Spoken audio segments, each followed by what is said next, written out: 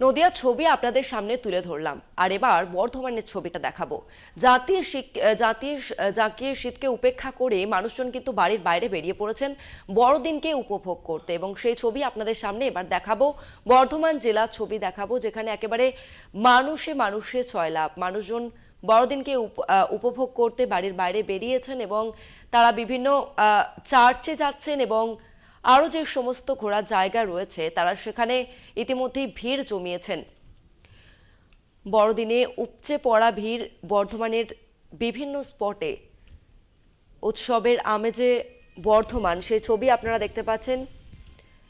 একদিকে picnic spot যেমন ভিড় হয়ে গিয়েছে, তার মধ্যে বিভিন্ন যে সমস্ত চার্চ রয়েছে সেই ছবি আপনাদের সামনে তুলে ধরছি, যেখানে মানুষের ভিড় লক্ষ্য করা যাচ্ছে। উপচে পড়া ভিড় চার্চ চত্বরে। একদিকে জাঁকিয়ে শীতের আমেজ রাজ্যে, তার উপরে এই শীতকে উপেক্ষা করে মানুষজন বেরিয়ে পড়েছেন বড়দিনকে উপভোগ করতে।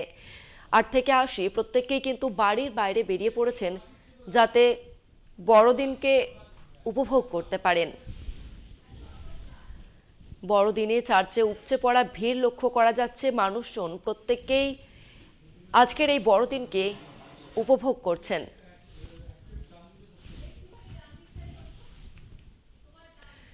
জমজমাট বড়দিনের সন্ধ্যা বর্ধমানের ছবি আপনাদের সামনে তুলে ধরছি, যেখানে উপচে পড়া ভিড় চার্চ চত্বরে।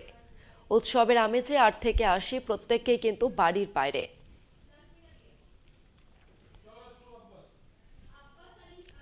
আমরা কথা বলবো, সরাসরি রয়েছে আমাদের প্রতিনিধি আব্বাস আলী। আব্বাস, যে ছবি আমরা দেখতে পাচ্ছি যে একদিকে তো রাজ্যে জাঁকিয়ে শীত, তার মধ্যে বড়দিন, এবং সেই বড়দিনকে উপেক্ষা করতেই মানুষজন কিন্তু বেরিয়ে পড়েছেন। তারা কতটা আনন্দ উপভোগ করছেন, কি জানাচ্ছেন?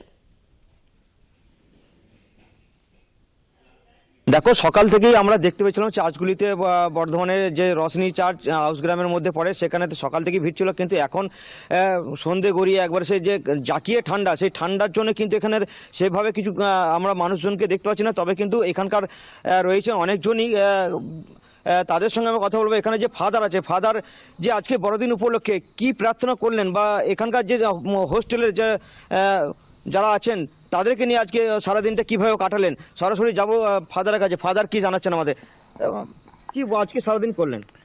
আমাদের কাল থেকে একটু অনুষ্ঠান হয়েছিল, কালকে রাত্রে গির্জা হয়েছিল।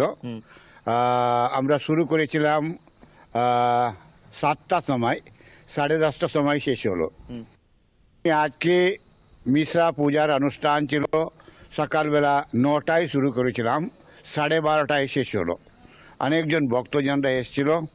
আর এটা বড়দিন, বড়দিনের সময়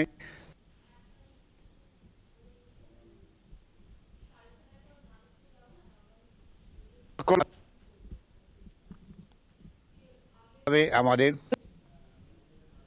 ছিল, কিন্তু এখানে যেটা দেখতে তার সঙ্গে চার্চ আছে, সেই চার্চগুলো কিন্তু রং বেরঙের লাইট দিয়ে সাজিয়ে ফেলেছে।